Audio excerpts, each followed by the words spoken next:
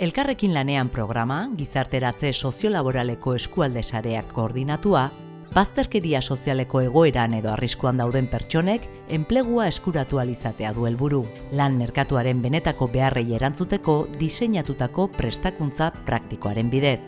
Programak ibilbide desberdinak ditu. Horietako bat sukaldatu programa da. Bertan, ikasleak aktiboki parte hartzen dute eta lan esperientzia eskuratzeko aukera dute lanbide praktiken bidez, Goierri eskualdeko hainbat establezimenduetan. Ikastaroan tokatu zaitena izan da erakustea zertan datza euskal gastronomia. Teoria erakustea, esplikatzea, sukalden hasi aurretik, zer dien hemengo zentzu dien hemengo produktu, nola erabiltzen dien, zergatik erabiltzen dien, anekdota kontatzea, historio pixka da kontatzea, iruditzen zait oso beharrezkoa, hasi behar dieia sukaldean, baina bintzat base bat egiko dute, ordune langile hauek jungo die posibilitate gehiagorekin lan on bat egiteko. Oso aukera politia da formakuntza eta aurrez aurre sukalde bat nola lan egiten duen ikusteko.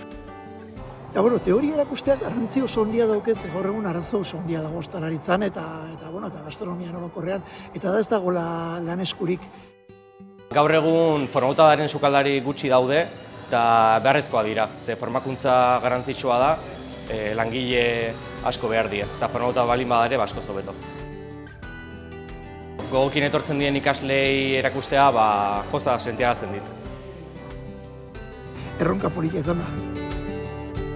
Elkarrekin ekimenean ondorengo eragile hauek parte hartu dute.